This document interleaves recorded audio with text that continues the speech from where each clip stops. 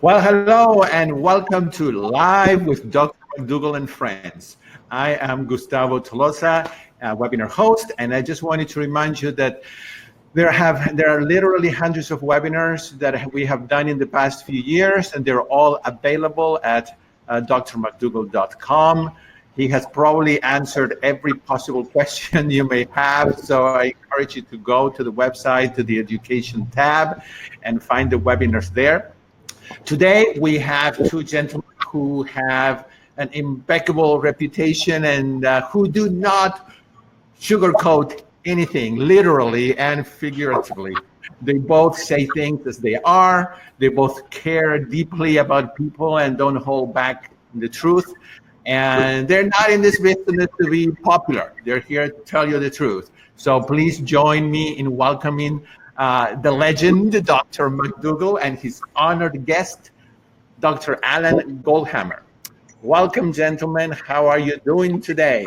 Well, thank you. It's really an opportunity to be with you today. And particularly since we have, we have a subject that I don't think many of you really know about, but you do need to know something about it.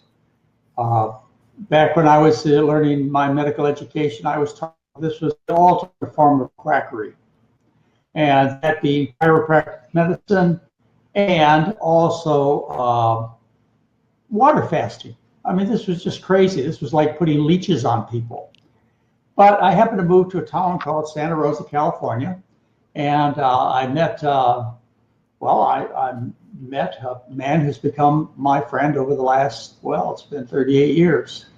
And he runs a center in Santa Rosa, California, a lockup center. And you think what I do to make the Mcdougal Program is tough. You haven't seen anything yet until you go visit the folks at True North, spelled as one word, True North. It's in Santa Rosa, California. It's a water fasting center with a lot of real doctors, medical doctors, chiropractors, massage therapists, and they even teach an awful lot of the Mcdougal program there. But we're going to focus on a little bit of chiropractic medicine and a lot on water fasting today with Dr. Alan Goldhamer, who's a board-certified chiropractor. He's in chiropractic medicine. Any other details I should give on your past history, Alan? Well, I'll tell you, you covered one thing that was important. This work that we're doing with fasting was really considered criminal quackery up until relatively recently in my career. And now it's kind of evolving into being cutting-edge research because there's been a lot of work that's been done kind of looking at the different aspects of it. People like Walter Longo and others have really done some serious work evaluating the physiology, and they've published a number of papers in major journals, and it's really helped because it's dramatically increased the interest in this idea that the body can actually heal itself if you get out of its way. Okay, getting out of its way, I mean, you're talking about, why don't you tell us about the various forms of fasting? Because fasting could be anything from, skipping lunch on Friday afternoon to going for 4 months without anything but water. So give us some definition of what you're talking about, what you do at your clinic at True North Center in Santa Rosa, California. Well, most recently, there's been quite a bit of information in the literature and in the public press about intermittent fasting. And that's this idea of, for example, limiting the feeding window that people undertake. So maybe they don't eat breakfast before a certain time in the morning, and then they don't eat food after a certain time at the evening. So maybe there's an 8 or a 10-hour feeding window, which facilitates a 14 or 16-hour period of fasting every day. I mean, essentially everybody fasts. You eat food during the day, at night you go to sleep, and you break your fast with breakfast in the morning. So that period of time, lengthening that period of fasting time, according to Walter Longo and others, is thought to induce metabolic changes that might be associated with healing. It's also possible by limiting the feeding window, people don't overeat as much, and particularly don't overeat right before they go to bed at night, and that may have some positive benefits as well. And so the cumulative effect of intermittent fasting is thought to have some life-extending potential benefits. That's not the type of fasting we're talking about, which is medically supervised long-term water-only fasting, which is done in a controlled setting, where these fasts go from 5 up to 40 days on water only. And we believe that that type of longer-term fasting has even a more profound effect on the underlying physiology. And we have been able to begin demonstrating with some of our case reports and published studies the effect that it has on specific conditions, particularly conditions of dietary excess, so high blood pressure, diabetes, autoimmune disorders, and even most recently conditions such as lymphoma. So you actually published a study on lymphoma in the British Medical Journal, which is one of the most exclusive medical journals in the world, except they buy advertisements from low-carb diet people. So did you have to pay him anything to get that case study on treating, what was it, chronic lymphocytic lymphoma? No, actually what we did is we originally had a patient come in, this was 4 years ago, with stage 3 chronic lymphocytic lymphoma, she had been really discouraged by her family doctor about making dietary lifestyle interventions. Her doctor had told her that diet really had nothing to do with lymphoma.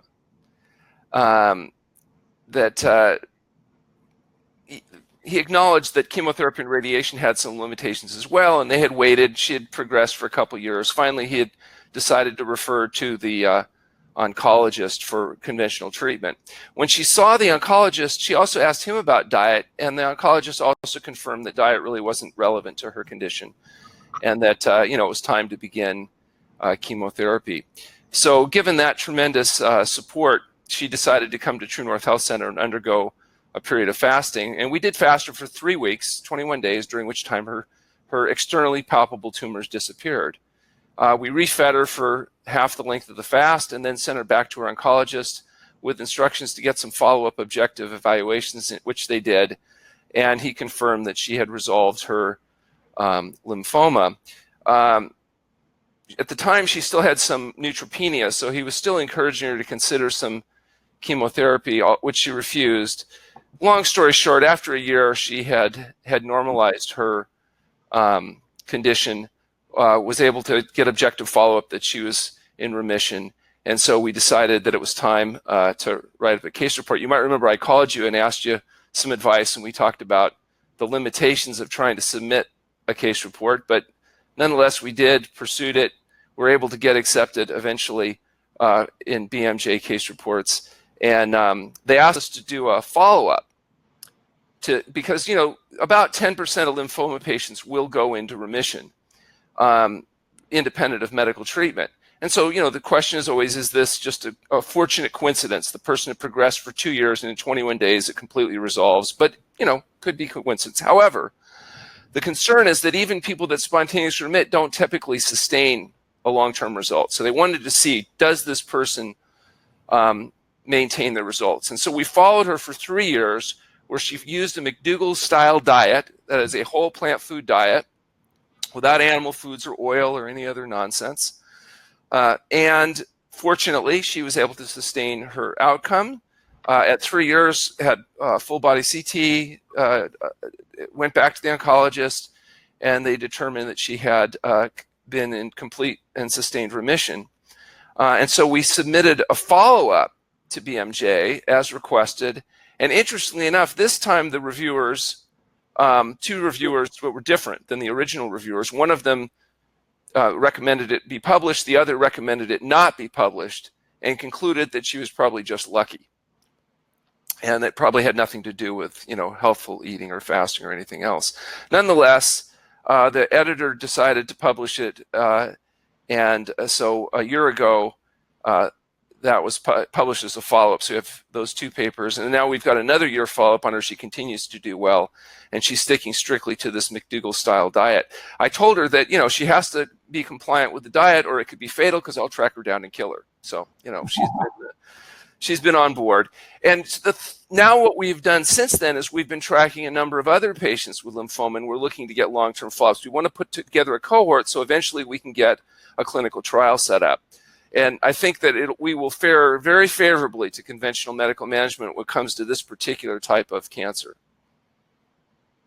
All right, but that's not the typical patient. Well, first of all, how long did you fast this person to get the result? Her initial fast was 21 days on water only.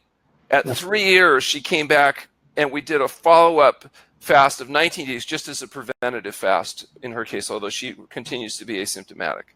All right. But that's not the typical patient that you get at True North Center in Santa Rosa, California. And by the way, this is a beautiful center. They have excellent housing, as nice as any apartment that you'd ever want to be in. They have all kinds of interesting people from all over the world there that come to the fasting center. It's not as well known as I think it ought to be, and of course there's probably some good reasons for that. And those being that there's not much money to be made in feeding people water. As a matter of fact, I always say that the True North program is a lot cheaper than mine, and just consider the food that they feed. Water's cheap. Yeah, distilled water is definitely not expensive, Right. And it is true. I know that occasionally, most patients, let's face it, if they do a decent job of applying a vegan diet that's free of added crap, they're going to do very well. But there are patients that, despite making a good faith effort, still struggle with high blood pressure, with type 2 diabetes, with autoimmune diseases. And for those patients, a more aggressive approach that includes medically supervised water-only fasting has proven to be effective. You and I both know that the vast majority of people that you treat do great. And occasionally, though, there's the person that, and they've told me that you'll send them over with the comment that, that we're kind of the punishment. So, and that's fine. We require highly motivated patients in order to be successful, because what we ask them to do is very difficult. Difficult in terms of dietary compliance, difficult in terms of lifestyle modification, and fasting. Fasting can be an intense and miserable process, particularly if people don't prepare properly for it. Although I have noticed people that I get from your program, John, that have done your program generally fast very well, because they've done such a good job of getting their body set up with that plant-based diet that, the transition isn't nearly as much as people coming in off conventional programs. Well, I always tell them that this is the last corner in town with True North.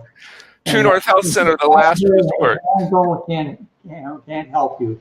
You're in big trouble, because you have the ultimate low cholesterol, low fat, low pollutant diet that I'm aware of. I mean, water, that's what you feed them. But you also put them on juice too. But you do.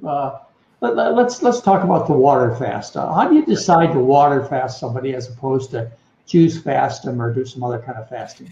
Well, a lot of the patients that we've seen have really already been through diligent application of, plant-based diets, and they've made a good faith effort to get the problems resolved, but the problems are persistent.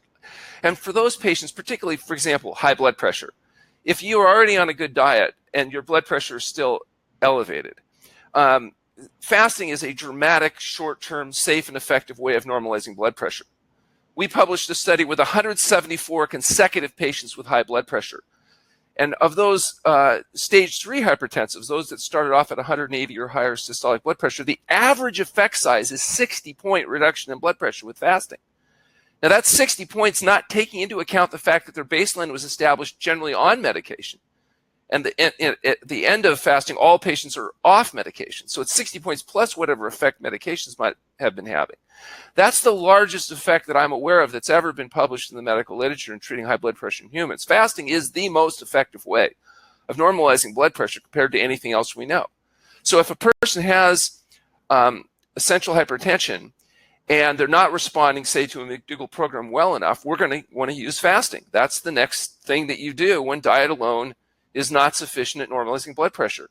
And of those 174 people lowered their pressure enough to eliminate the need for medication. And let's face it, blood pressure medications aren't all they're cracked up to be.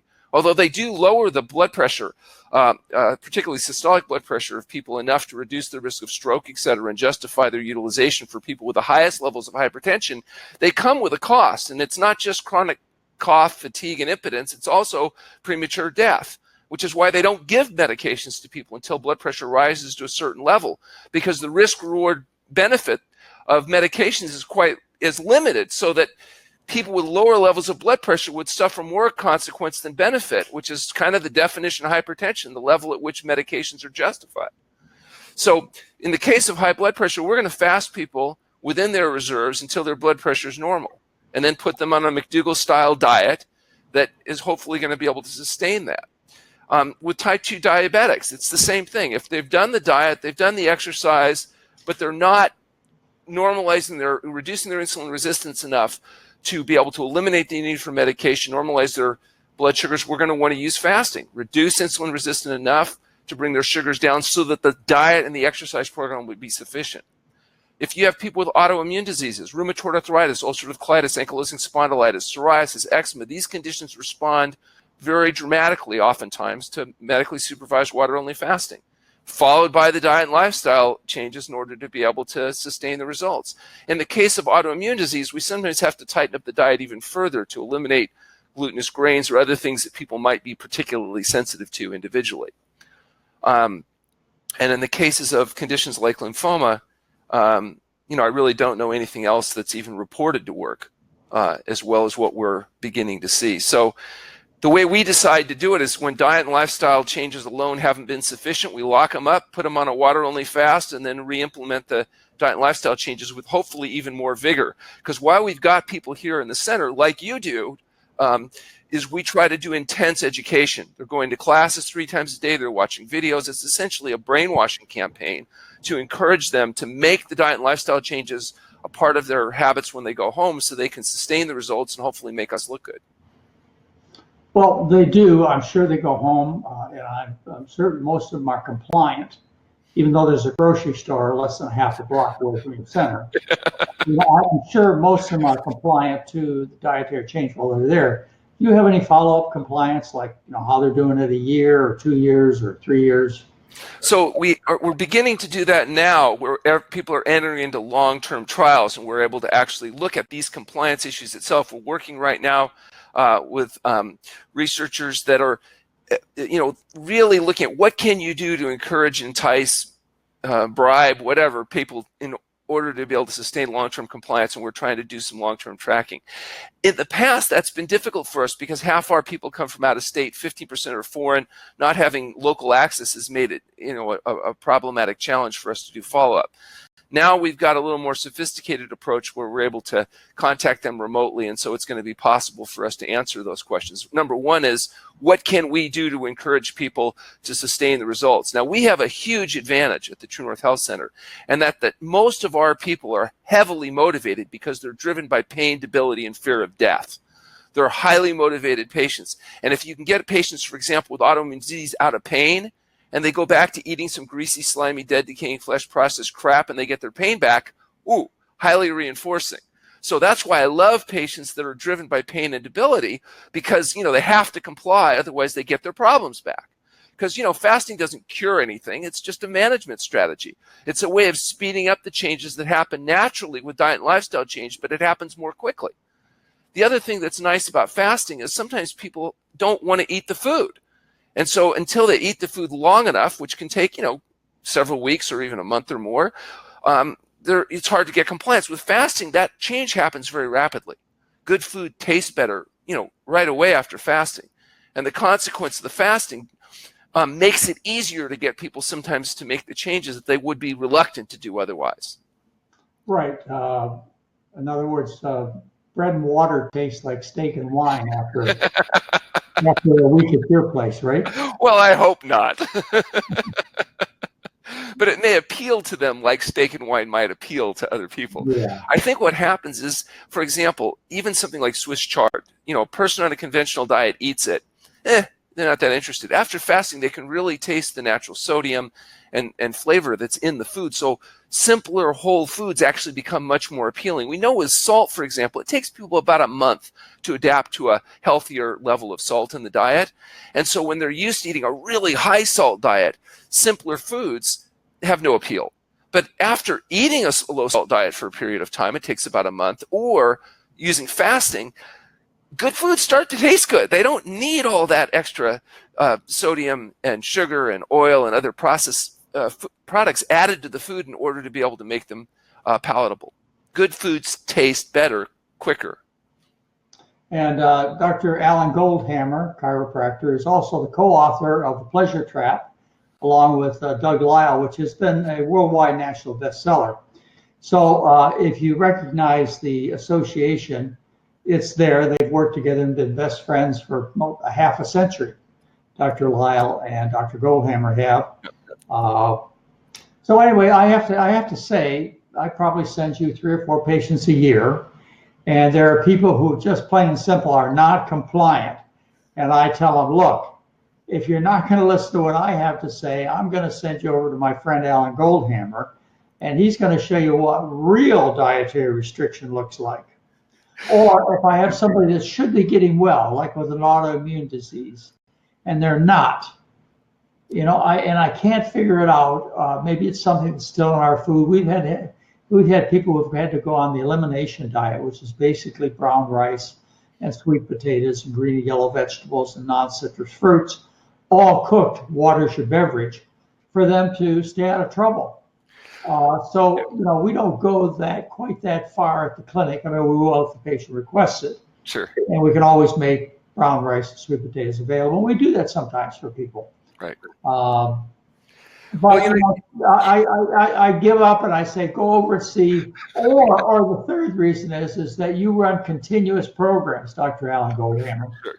You run continuous programs. And so, a lot of times people are ready to go home at 10 days. Right. And instead, they'd like to stay and get more treatment. Right. And that's my favorite patients. 2 blocks away over to the true north. That's actually my favorite patients. They've done the McDougall Program. They've already gotten the hard work done. And then they can come in and we can take credit for the long-term outcome because they're able to, spend some time with us. We do run 60 to 70 patients year-round. Right now, we're booking 3 or 4 months out, in large part because of the work that you've done, John, in terms of increasing public exposure.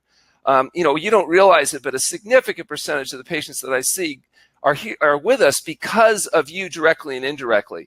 I got started really understanding the significant role that diet plays by reading a book that you're familiar with. It was called the McDougall Program. It was kind of the really start of the whole thing, 1986.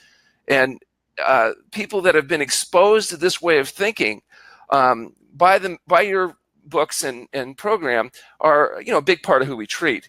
Sometimes we, again, as you pointed out, we treat the people that they've done the program, but for whatever reason there's a little fine tuning, tweaking, or changes that need to be done, or fasting is necessary to introduce into their program. But there's no question, if you take a person that's on a vegetarian plant-based diet, they are dramatically easier to work with than people coming off conventional programs. Well, Dr. Goldhamer and his team, which involves at least 3 other physicians, and some of you know quite well. Dr. Lim has done some work there. He works for us pretty much full time.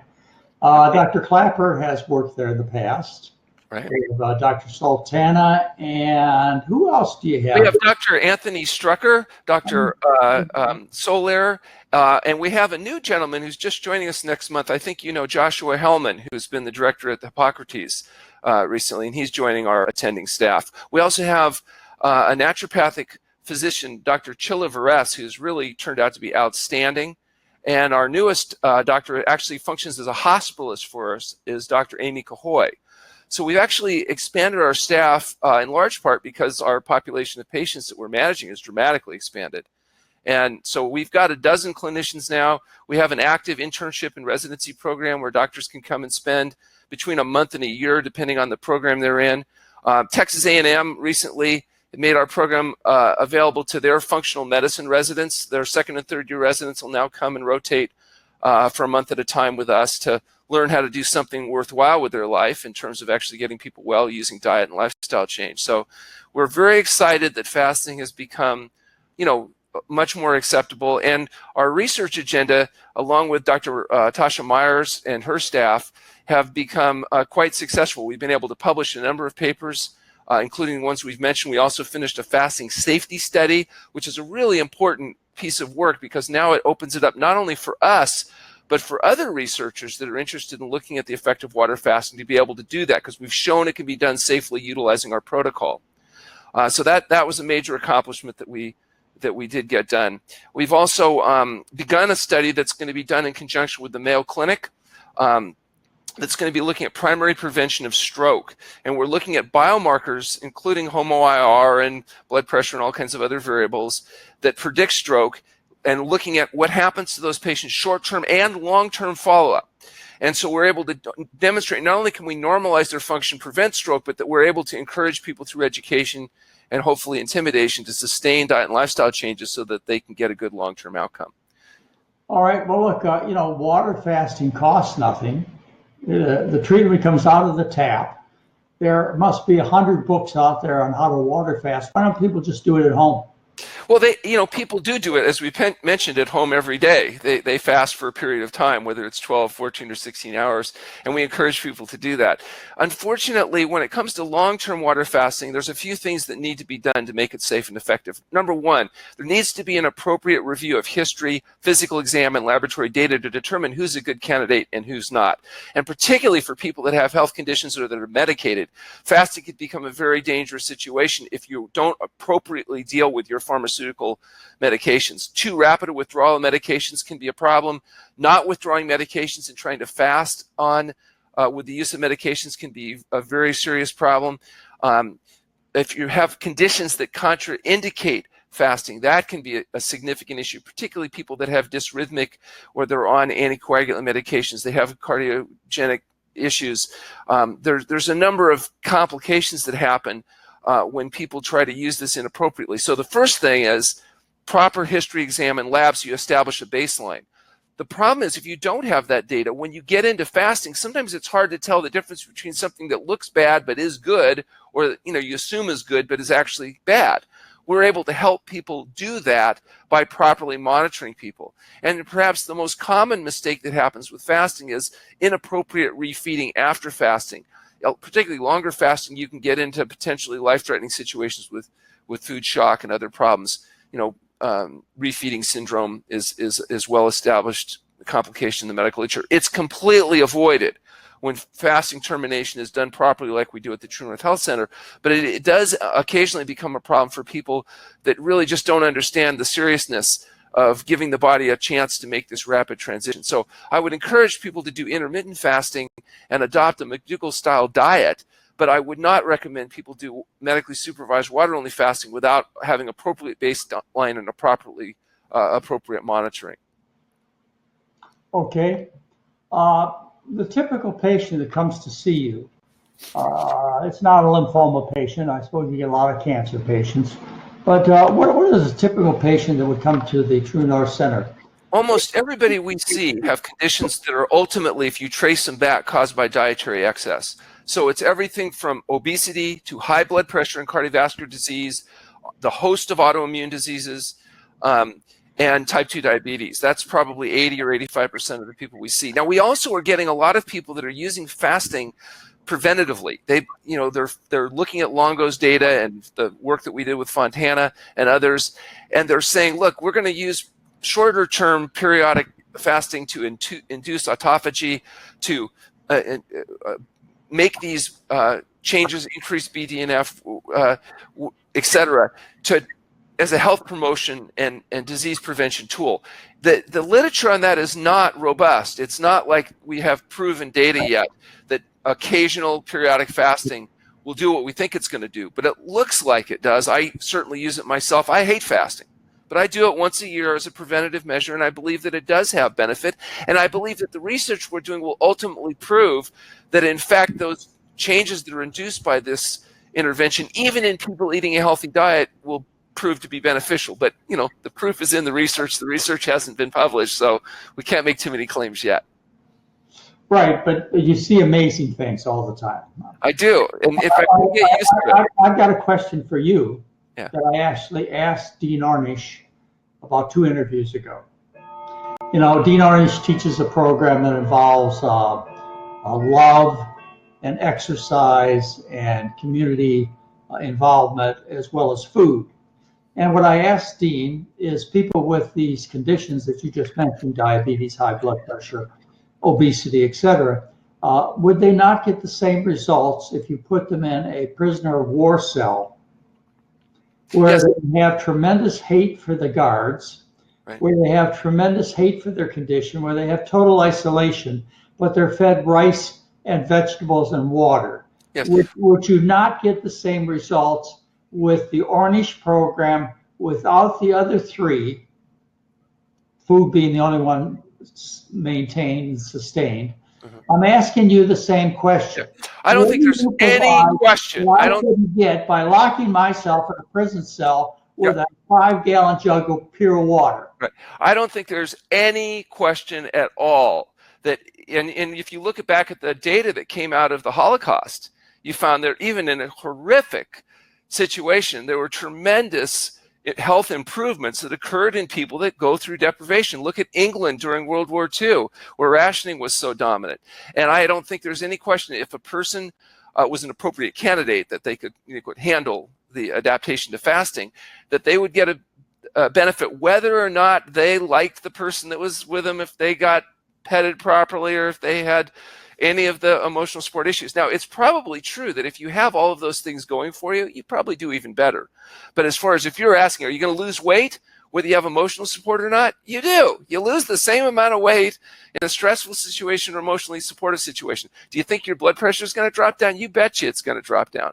Believe me, fasting in our facility, comfortable as we try to make it, can be a very intense process, but people get well predictably, consistently, and whether they believe it or not, whether they want it to be true or not, and whether or not they're getting along with me or anybody else or not. Believe me, if they can function in True North Health Center, they can function probably in just about any kind of a setting that they're likely to be, finding themselves in. Well, that's good. But, it's just like my program. You can go home and eat potatoes and water, and you'll get the same benefits. But there's some reasons to come to a program. You mentioned some of them already, such as medical supervision. A lot of these people come in on a bag full of drugs. Most of them do. And they also need to have other education from people like yourself and Dr. Lyle and Jeff Novick and so on. And they need to be put in an isolated situation where they're not constantly tempted by, the things that got them in trouble in the first place. Yep. So, you could go to the library, you could get a book on your taxes. Tax season's coming up here pretty quickly. You can get a book on how to prepare income taxes, or you can get real serious about it. You can go to school and learn how to be a CPA, or you can hire somebody to do it for you. But, regardless, to go outside of your own realm and get help is what you need, and you get it for every other area of your life. Why not do it for your medical problems? Well, John, you could teach a person over the internet, you could, how to do an appendectomy. And they could probably, pull it off, but you're not going to have as good an outcome. And you're going to have some more complications. Because even though it's a relatively straightforward process that you could probably teach somebody to do online, there's a certain benefit to having experience when it comes to, doing any kind of radical intervention. Right. Okay. Well, certainly people have learned through experience, through their own attempts to lose weight by calorie restriction, low carb, high carb diets, and maybe even fasting. And I would encourage you, if you have just really had it, as I say, I send patients to True North on occasion. You have the True North program run by Dr. Alan Goldhamer, who's a chiropractor in Santa Rosa, California, and you can come any old time that they have room for you. Whereas the Ornish program is run in various hospitals around the country and by different teams. We have the Goldhamer program, the True North program has a team that's been with them for, many people for many decades. Yep. It's the same thing with our program. We run, 10-day programs. Like we just finished one last weekend. I was in Santa Rosa last weekend. Yeah, they're starting to build that place back up again. It's slowly but surely. Slowly but surely. Mary and I went down for the 10-day program, which was the January 2019 program. We try and make every program. We make the 10 days, and we've got a program coming up in March, which is a 3-day weekend, which Mary and I will be at. I think Excellent. It's 8th through the 10th. So we do a little different, but a lot of similarities. However, I never get really mixed up with you, Alan. I have to tell you. I also never hear people call you a quack. I never hear my colleagues disparage you in any way. Just like to my face, I never hear people criticize me. How's things been for the last 30, 40 years practicing quackery medicine? Yeah. according to Well, all my colleagues. I have to say it's less stressful now than it used to be, John. Was it more stressful? I said it's less stressful now than it used to be, I said because it now was there's a more lot stressful. more literature and there's a lot more evidence to support the claims, that started in 1986 when you published the McDougall Program. And that's shifted the attitude of at least physicians and researchers that think and read. Because if they look at the data, and I think you brought it very clearly home, you can make an overwhelming case for this plant-based diet. And as far as fasting is concerned, now we've been doing a better job of publishing material, and it is having an effect. Because even though a lot of people are closed-minded, they're not ever going to want to hear about any of this stuff. The ones that actually think actually can look at the data, look at the outcomes, and realize, okay, people are getting fat and sick because of dietary excess. Getting rid of dietary excess is the key, and fasting may be a useful tool at helping facilitate those diet and lifestyle changes. Of all the patients that you have treated in the past, I'm talking about long-term results, not short-term results. Are there any that particularly stick in mind? Well, yeah, I just got a guy who came in the office, this was less than a year ago, who I had seen 30 years ago. At the time, he was 55 years old. He was a painter, and he came to see me as a chiropractor because he had some shoulder issues. And he smoked, he drank, he ate meat. He wasn't a health-promoting guy. And I explained to him that, in order to get any lasting relief, he was going to have to quit smoking, drinking, adopt a plant-based diet. And he asked me at the time, he said, do I have to do it forever? And I said, well, no, you just do it for 50 years. And then once we get a 50-year follow-up, you can do whatever you want. And he said, he said, you think you're real funny, don't you? Anyway, bottom line was he actually did. He quit smoking. He gave up alcohol, adopted a diet. And so, I saw him periodically over the years. He would come in for some treatment or whatever. And he couldn't paint the ceilings because he had, osteoarthritis in the shoulder. So anyway, recently he shows up. I haven't seen him for 14 years. He's now 85 years old. He says, Doc, this diet, it seems to be working because I'm still working. And everybody in my crew, including my son, is dead. His son had died at 6 years old of a cardiac arrest, hadn't been following the program.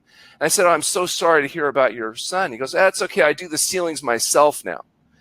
And I asked him if his shoulder arthritis had resolved. And he said, no, not really, but he got an airless paint sprayer. Oh, I heard his son was 6 years old. He was 60.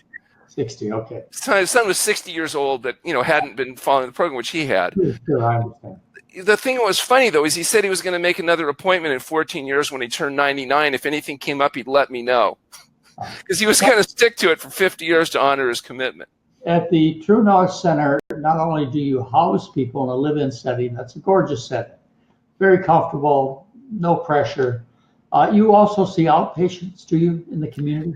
Each of the doctors on the staff has outpatient hours available so that we can provide ongoing support, at least for the local patients. We do a lot of phone coaching as well for people that live out of area or out of country. So we have a very robust system of support and doctors, that are able to provide this type of advice and support on an ongoing basis. We also have a deli business where people that live locally can get our version of the McDougall food. And, we try to do the best we can to provide ongoing encouragement and support. We have a new website at fasting.org, which is a fasting compendium website. It's the website of our True North Health Foundation, our 501c3 research organization that focuses on research regarding fasting and the use of diet. And fasting.org brings all of our research and other people's research together in a convenient place, both for the lay public as well as researchers, so that they can learn more about our version of utilizing fasting and this type of a diet at helping people recover their health. Well, that's if people want to find out the research. How about if they want to come to your clinic or find out more about True North?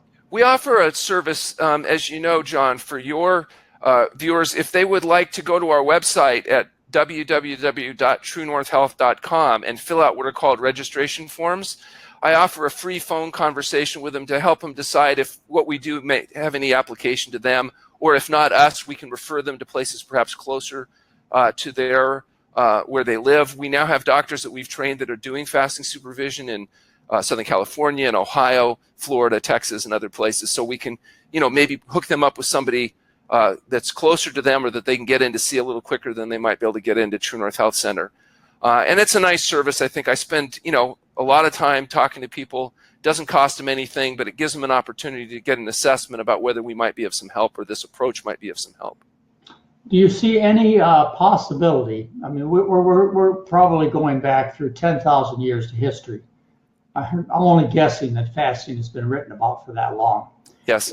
Do you see any possibility of our healthcare system under any type of regulation, including universal healthcare, including private healthcare, including any kind of healthcare system?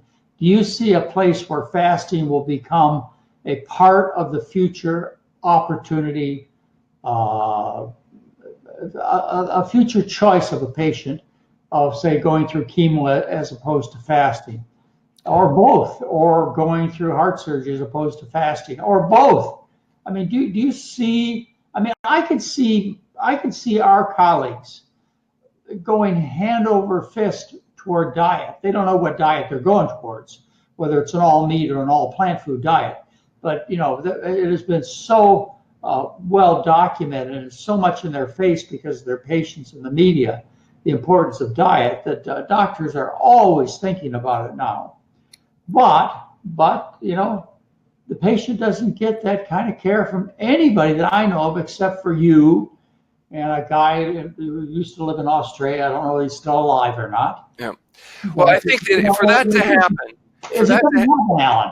for that to happen, it's going to require us and others doing this work to publish in credible journals outcome data that shows it can be done safely and effectively. We're starting to do that. I think if people had any idea the effect that this process has on these conditions of dietary excess, I think that it would be, the demand from the patients would be high enough that eventually, people would become interested in it.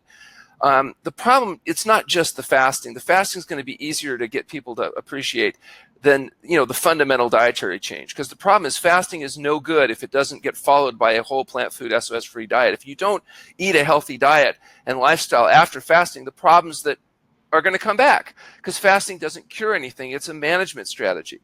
So for fasting to become popular, the diet and lifestyle change has to become popular. And you've already seen that, yes, it's improving, but still only a small percentage of the population have been willing to adopt a health-promoting diet.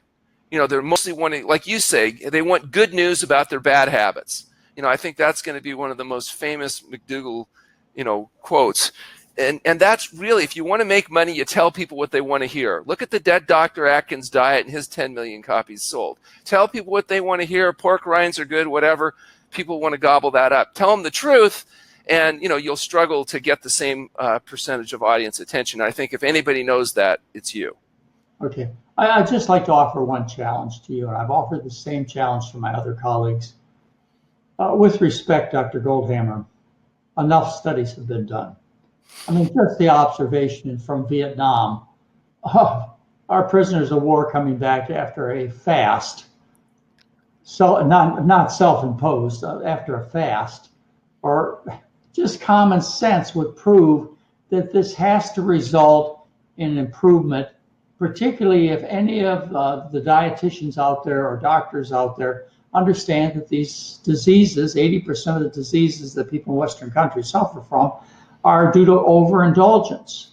So you don't need any more studies. You don't need another study about diet or fasting. What you need is to figure out some way to get people to comply. And that has to be done at several levels. There has to be rewards. You're able to give rewards to the patients at your clinic because their lupus goes away, or the arthritis, or they finally have a bowel movement once you start feeding them. I mean, so they get rewards immediately and they get punished right afterwards. Yep. You have to have the same kind of reward system financially, because that's the only thing business people respond to is money. I hate to, well, that's not true. There are people who do things for humanitarian reasons, but they're few and far between. Oh, I don't disagree with you. I think that's one of the. How are you going to make money off fasting? I want to close with that, Dr. Alan Goldhamer, the head of True North Fasting Center, which is not truly a fasting center. It's not only water you get there. Often you'll start you off with food, so don't be scared. The doctors are going to make some good decisions for you. Also, the co-author of The Pleasure Trap and a mover and shaker worldwide in terms of better diet and fasting, Dr. Alan Goldhamer. What do you see as your personal future, as the future of fasting? And let me get so broad as if you can remember this last question, something that we both believe in. I'm not that I don't believe in fasting, I just don't practice it personally or as a profession. We'll have to work on that. Do you think that they're ever going to, the pharmaceutical companies, the device companies are ever going to take second seat to us? And, because they get terrible results at terrible expense. Well, I'll tell you what I think, John. I think that we have a program that reaches out to a small percentage currently of the population. But even if that percentage is only a few percentage points, that's still millions of people, and it's more people than I'm going to be able to reach in what's left of my lifetime. I just turned 60 years old. So, poor guy. So I know that, time is the limited commodity. So I'm going to do everything I can to help those highly motivated, self-selected people that actually want to get well and stay well. They want to avoid the debility, the 18 years of poor health and 9.6 years of debility that the average person spends. Take the last 2 decades of their life and make it the best decades of their life instead of the worst. Make it so they don't find themselves unable to talk or move, lying in some nursing home bed, waiting for somebody to come and change their diaper, but rather live fully functional until they reach their genetic potential to go to bed one night and don't wake up. And that's what we're looking at doing, being able to demonstrate that the capacity to reduce debility is well within people's control.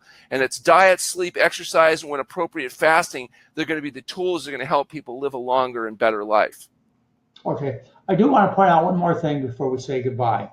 And that is that the diet served at the Intermittent Center and the diet served at the Mcdougal Program are very similar, except for one thing, and people talk about that.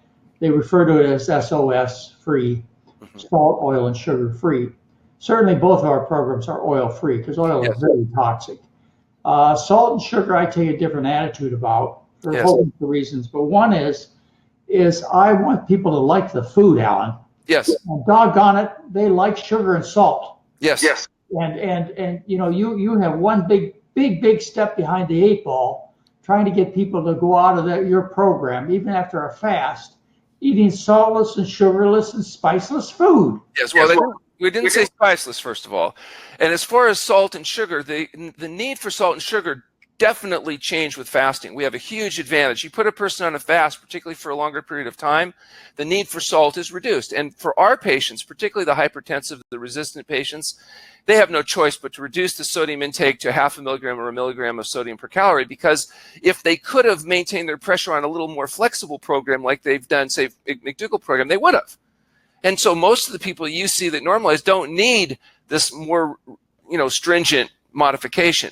So although the McDougall Program is you could probably reach 90% of the population with patients, our approach clearly won't reach 90% of the population, but it will reach those people that really have no choice, that they want to normalize their blood pressure, they want to normalize their health condition, and they can't quite do it with a more flexible program.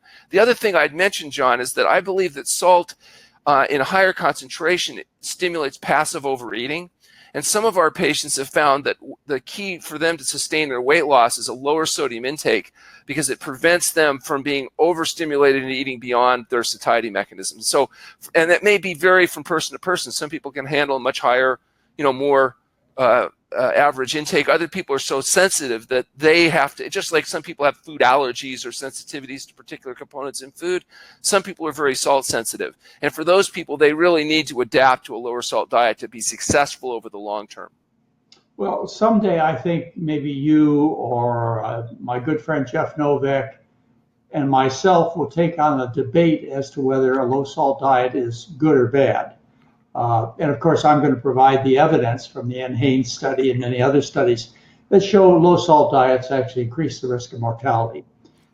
There are special circumstances here, but I believe the general message a low salt diet does a disservice to people in a couple of ways.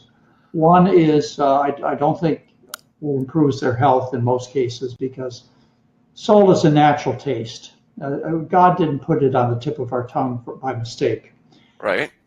So second, so we like the food. I want people to like the food. But let's talk about the first point, though, that I completely agree with you. Salt is an essential nutrient without which you die. You have to have sodium in the diet. It's a critically essential nutrient. In fact, it's so critical that we've been designed to be very sensitive at detecting it. And so we can pick up very small amounts of sodium in the vegetable and other materials we eat, particularly if you're on a low sodium diet. You can really taste it. And as a consequence, we don't necessarily need to take a highly processed version of it and add it to the food in order to get enough sodium in the diet. We all agree you got to get enough sodium. So if eating a large quantity of vegetable-based materials, you do get 1,000 to 1,500 milligrams of sodium in the diet naturally. And as a consequence, I would argue that we're probably not really disagreeing about how much salt people have to eat. It's just a question of how it's going to get there, whether it's coming from whole food materials or we're adding it as added salt. And I'd also agree with you that there are many people who don't have to be that sensitive to it because they're not that reactive. They don't hold it. They have normal blood pressure. So the question is, what percentage of the population benefits from a further reduction of sodium than what we might both agree would be an easier or more palatable, palate? Okay, well, I do want to point out that one of my mentors, Walter Kempner, used to wash the white rice to get the sodium off of it. So you're not going to get into trouble with too low sodium of a diet.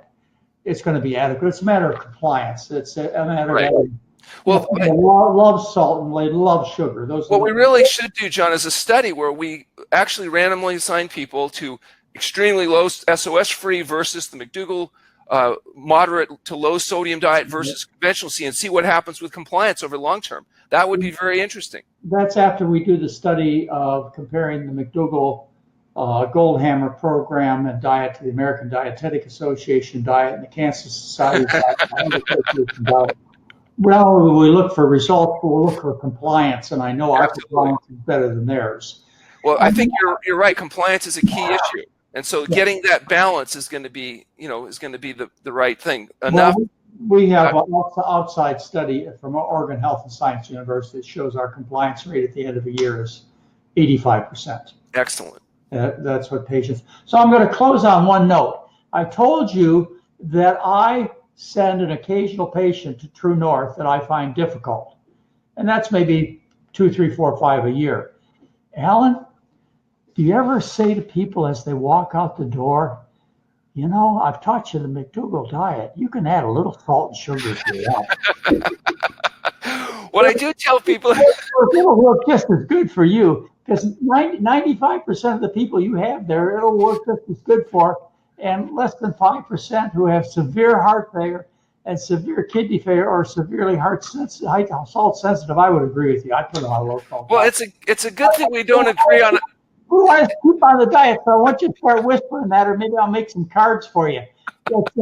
It's a good thing we don't agree on 100% of everything, John, or there'd be absolutely no need for me at all. No, I know, Alan. Well, it's fun to have things to disagree, especially since they're important points for us because they're fun, because we disagree on so little.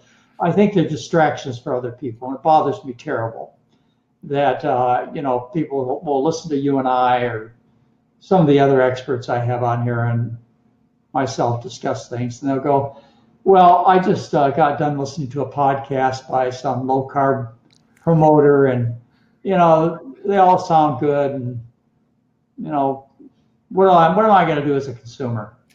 It's a tough business, Alan. The fact is, though, John, when you think about the 99.7% of stuff that we absolutely agree on, the fact that there's a few areas of discussion, it's almost inevitable. It would be very difficult to assume that we've all figured out 100% of everything exactly to the nth degree.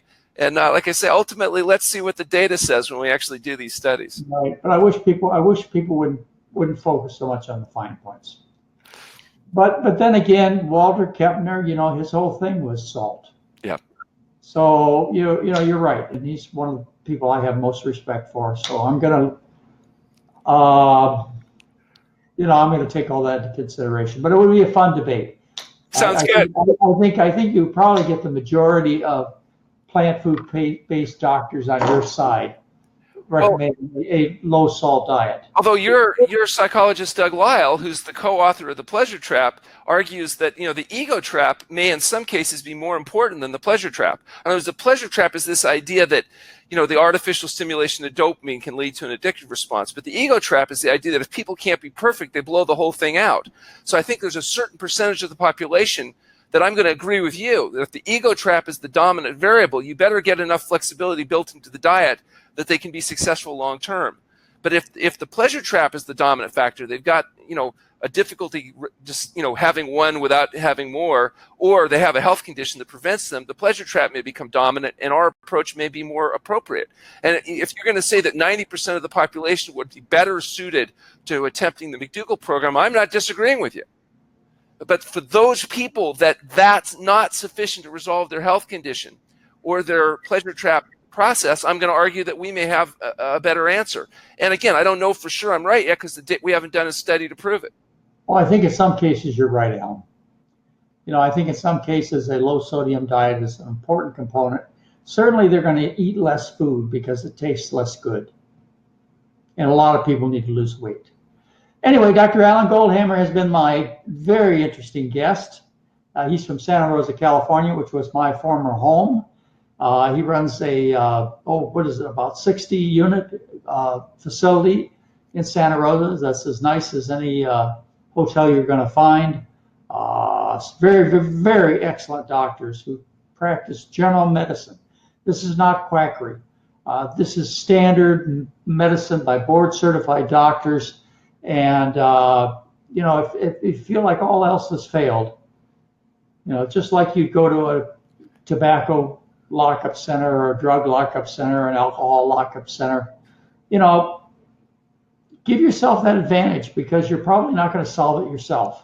You've tried for 10, 20, 30, 40, 50 years and it hasn't worked. So let somebody like Dr. Goldhamer help you.